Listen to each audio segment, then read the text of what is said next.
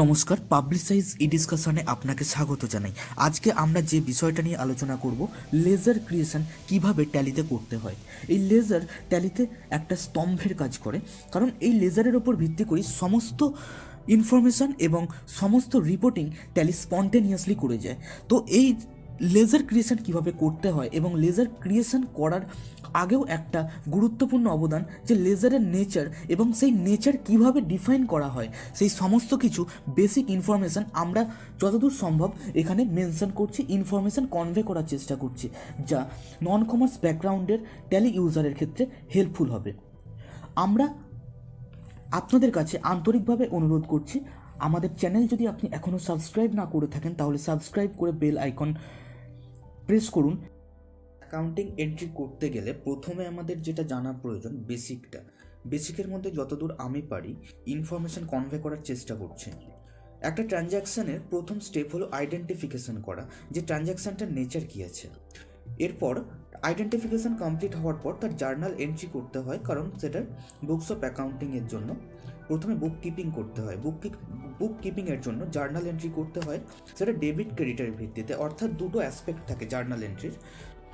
Sorry, একটা হচ্ছে debit আর একটা হচ্ছে ক্রেডিট। এই ডেবিট ক্রেডিট কী করে হবে সেই সম্বন্ধে রুলস রয়েছে গোল্ডেন রুলসের মধ্যে দিয়ে। লুকা প্যাসিওলি যে রুলসগুলো বলেছেন তার মধ্যে নমিনাল অ্যাকাউন্ট, পার্সোনাল অ্যাকাউন্ট আর রিয়েল অ্যাকাউন্ট, এই তিন রকম অ্যাকাউন্ট হয়। এই তিন রকম অ্যাকাউন্টের বিভিন্ন রুলস আছে। যেমন নমিনাল অ্যাকাউন্টসের ক্ষেত্রে বলা হচ্ছে যে ডেবিট হয় এক্সপেন্সেস এবং লসেসগুলো, আর যেগুলো ইনকাম এবং গেন্স নমিনাল অ্যাকাউন্টের ক্ষেত্রে সেগুলো ক্রেডিট হবে। অর্থাৎ নমিনাল অ্যাকাউন্ট শুধুমাত্র এক্সপেন্সেস, লসেস, ইনকাম অ্যান্ড গেন্সের সঙ্গে ডিল করে। পার্সোনাল অ্যাকাউন্ট যে কোনো পৃথক সত্তা আছে এমন কোনো ব্যক্তি বা অর্গানাইজেশন তার সঙ্গে ডিল করে পার্সোনাল অ্যাকাউন্ট। অর্থাৎ রিসিভার ডেবিট হয়, ক্রেডিট হয় গিভার। অর্থাৎ রিসিভার মানে একজন ব্যক্তি বা অর্গানাইজেশন হতে পারে, গিভারের ক্ষেত্রেও সেম জিনিস, কোনো ব্যক্তি বা অর্গানাইজেশন হতে পারে। অর্থাৎ পৃথক সত্তা আছে এমন কিছু, তাকে ডিল করে পার্সোনাল অ্যাকাউন্ট। আর রিয়েল অ্যাকাউন্ট সম্পত্তির সঙ্গে ডিল করে। সম্পত্তির সঙ্গে মানে সেই সমস্ত সম্পত্তি যেগুলো বিজনেসের অপারেশনকে ত্বরান্বিত করতে কাজে লাগে, যেমন ফার্নিচার, প্ল্যান্ট, ক্যাশ, ব্যাংক, এগুলো বিজনেসের ধারাকে অব্যাহত রাখতে হেল্প করে। তো এই সমস্ত সম্পত্তিজনিত বিষয়গুলো, স্থাবর অস্থাবর সম্পত্তিকে ডিল করার জন্য রিয়েল অ্যাকাউন্ট হিসাবে ক্যাটাগরাইজ করা আছে। তো এক্ষেত্রে যদি সম্পত্তি আসে অর্থাৎ কামস ইন, ডেবিট হবে, আর যদি গোজ আউট অর্থাৎ সম্পত্তি যদি বেরিয়ে যায় তাহলে ক্রেডিট হবে। তো এখানে এক্সাম্পল যদি আমরা নমিনাল অ্যাকাউন্টের ক্ষেত্রে নিই তাহলে স্যালারি, আর পার্সোনাল অ্যাকাউন্টের ক্ষেত্রে মিস্টার এক্স যে একজন, ধরা যাক আমাদের ক্রেডিটার অর্থাৎ এমপ্লয়ি, ধরে নেওয়া যাক এমপ্লয়ি মিস্টার এক্স একজন। অন্যদিকে রিয়েল অ্যাকাউন্ট এখানে ক্যাশ বা ব্যাংক যা কিছু হতে পারে, বা ফার্নিচার হতে পারে। তো এখানে আমরা এই তিনটে যে এক্সাম্পল নেওয়া আছে, তো এই তিনটে এক্সাম্পল স্যালারি, মিস্টার এক্স এবং ক্যাশ অর ব্যাংক। তো এইটা যদি আমরা জার্নাল এন্ট্রি করতে চাই এক্সাম্পল হিসাবে দেখতে গেলে, প্রথমে ধরা যাক আমরা স্যালারি পেমেন্ট করব মিস্টার এক্সকে। প্র্যাকটিক্যালি কাজের সময় যেটা হয়ে থাকে, তো প্রথমে একেবারে স্যালারি পেমেন্ট করে দেওয়া হয় না, প্রথমে করা হয় পেবেল ক্রিয়েট করতে হয়। বুকস অফ অ্যাকাউন্টসে প্রথমে পেবেল ক্রিয়েট করতে হয়, অর্থাৎ মিস্টার এক্সকে স্যালারি দিতে হবে। অর্থাৎ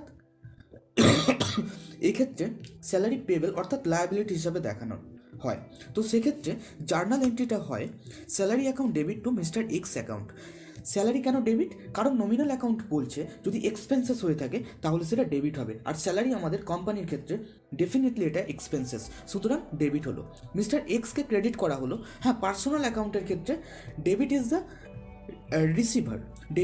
রিসিভার, বাট এখানে ক্রেডিট করা হলো কেন, কোন সেন্সে? কারণ এখনও পর্যন্ত মিস্টার এক্স রিসিভারে কনভার্ট হয়নি, রিসিভারকে পেমেন্ট করতে হবে, সুতরাং এখনও পর্যন্ত এটা একটা পেবেল অর্থাৎ লায়াবিলিটি, আমাদের পেমেন্ট করতে হবে এক্সকে, সুতরাং লায়াবিলিটি হিসাবে দেখানো হলো। সেই কারণে ফার্স্ট জার্নালে salary account debit two mister x account, যার প্রতি আমরা দায়বদ্ধ যে তাকে পেমেন্টটা করতে হবে।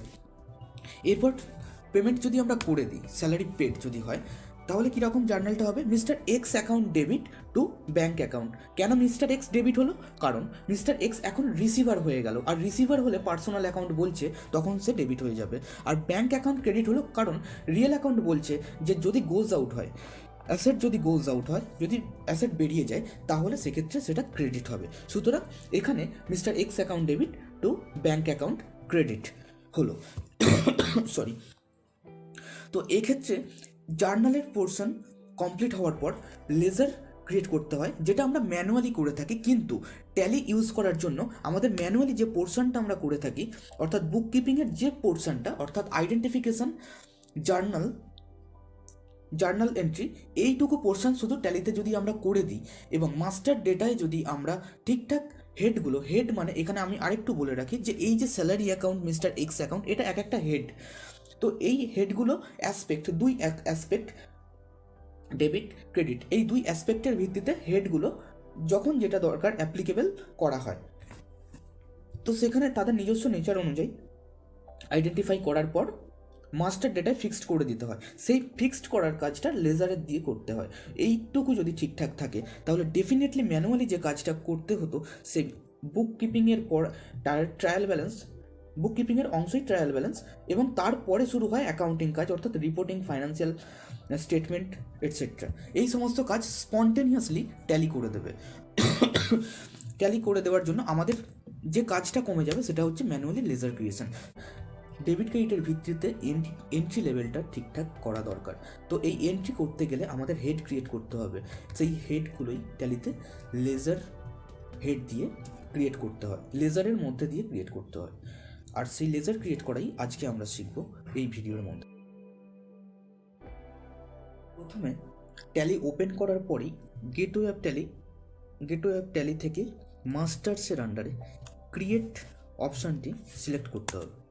ক্রিয়েটের পর এখানে আমরা দেখতে পাচ্ছি অ্যাকাউন্টিং মাস্টার্সের আন্ডারেই রয়েছে লেজার। তো এই লেজার সিলেক্ট করার পর এখানে সরাসরি লেজার ক্রিয়েশনের উইন্ডো ওপেন হচ্ছে। তো এখানে আমরা লেজার ক্রিয়েট করব। আমরা দেখেছি যে এখানে তিনটে লেজারের কাজ হয়েছে, স্যালারি, মিস্টার এক্স এবং ব্যাঙ্ক অ্যাকাউন্ট। এই তিনটে অ্যাকাউন্ট আমরা এখানে ক্রিয়েট করব, লেজার ক্রিয়েট করব। তো স্যালারির ক্ষেত্রে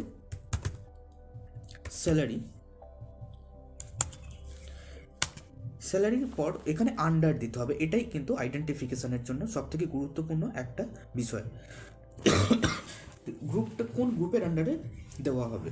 তো এখানে স্যালারি, এটা কি ইনডাইরেক্ট এক্সপেন্সেস। কেন ইনডাইরেক্ট? কারণ এটা সরাসরি উৎপাদনের সঙ্গে যুক্ত নয়। অর্থাৎ স্যালারি কাদের দেওয়া হয়? যারা অফিসে ব্যাক এন্ডে জব করেন তাদেরকে স্যালারি দেওয়া হয়। আর যারা ওয়েজেস, অর্থাৎ শ্রমিক, তাদেরকে ওয়েজেস দেওয়া হয় যারা সরাসরি উৎপাদনের সঙ্গে যুক্ত। উৎপাদনের সঙ্গে যেগুলো সরাসরি যুক্ত নয় সেই সমস্ত খরচাগুলোকে ইনডাইরেক্ট এক্সপেন্সেস বলা হয়। তো সেটা ইনডাইরেক্ট এক্সপেন্সেসের আন্ডারে যাবে। টাইপ অফ নেচার এখানে নট অ্যাপ্লিকেবল রাখছে, রাউন্ড অফের দরকার নেই স্যালারির ক্ষেত্রে। সরি। এছাড়া স্যালারির অন্য কোনো মেলিং ডিটেলস দেওয়ার দরকার নেই। এটা এমনি নর্মাল লেজার, এটা পৃথক কোনো সত্তা নেই, কোনো এন্টিটি নয়, এটা কোনো ব্যক্তির নাম বা অর্গানাইজেশনের নাম নয়, এটা একটা খরচের হেড। তো সুতরাং এর কোনো নেম, অ্যাড্রেস, স্টেট হতে পারে না, ব্যাঙ্ক ডিটেলসও হতে পারে না। তো সেক্ষেত্রে আমরা এগুলো স্কিপ করে যাচ্ছি। এবং যদি ওপেনিং ব্যালেন্স থাকে এখানে ওপেনিং ব্যালেন্স দেওয়া যেতে পারে, কিন্তু এখানে আমরা ব্ল্যাঙ্ক রেখে যাচ্ছি এবং অ্যাকসেপ্ট করে নিচ্ছি। তো এটা হলো প্রথম লেজার। দ্বিতীয় লেজারের ক্ষেত্রে যদি আমরা পার্সোনাল অ্যাকাউন্ট ক্রিয়েট করি, অর্থাৎ মিস্টার এক্স, তো সেক্ষেত্রে মিস্টার এক্স কি আমাদের এমপ্লয়ি ছিল, মিস্টার এক্স আমাদের এমপ্লয়ি ছিল, অর্থাৎ আমাদের ক্রেডিটার। তো সেক্ষেত্রে সানড্রি ক্রেডিটার্স হেডে যাবে। ক্রেডিটারকে পেমেন্ট করার জন্য আমরা দায়বদ্ধ, তো এটা আমাদের ক্রেডিটার হিসাবে যাবে। তো এখানেও বিল ওয়াইজ মেনটেন, বিল বাই বিল, এটা সেলসের ক্ষেত্রে অ্যাপ্লিকেবল, পারচেসের ক্ষেত্রে অ্যাপ্লিকেবল, এবং অন্যান্য যেখানে বিল মেনটেন করা হয়, বিল নাম্বার মেনটেন করা হয়, বিল টু বিল অ্যাডজাস্টমেন্ট যেখানে রিকোয়ার্ড সেখানে এটা ওপেন হতে পারে। কিন্তু এখানে এমপ্লয়ীদের ক্ষেত্রে ওরকম বিল কিছু ক্রিয়েট সাধারণত হয় না। যদি কোথাও অ্যাপ্লিকেবল হয়ে থাকে সেটা অন্য কোনো ক্ষেত্রেও হতে পারে। যদি অ্যাপ্লিকেবল হয়ে থাকে তাহলে এটা ইয়েস হবে, কিন্তু এখানে আমরা নো রেখে যাচ্ছি। এবং এখানে এর ডিটেলস দেওয়া যেতে পারে।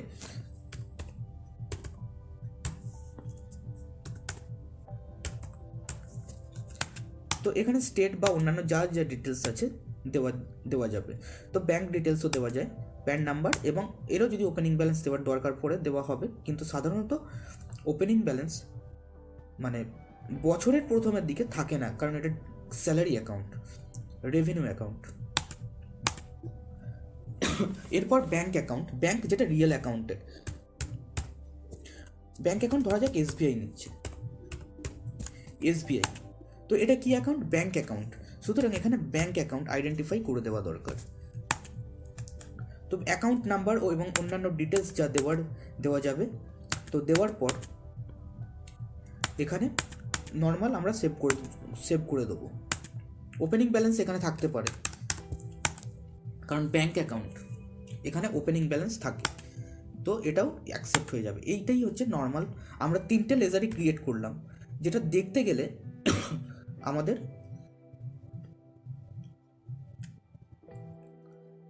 আমরা যদি এটাকে দেখতে চাই অল্টারে যেতে হবে। অল্টারে গিয়ে লেজার অর্থাৎ গেটওয়ে অফ ট্যালি থেকে অল্টারে যেতে হবে, এবং অল্টারে গিয়ে অ্যাকাউন্টিং মাস্টার্সের আন্ডারে লেজার সিলেক্ট করলেই এখানে আমরা দেখতে পাবো যে 3টে অ্যাকাউন্ট।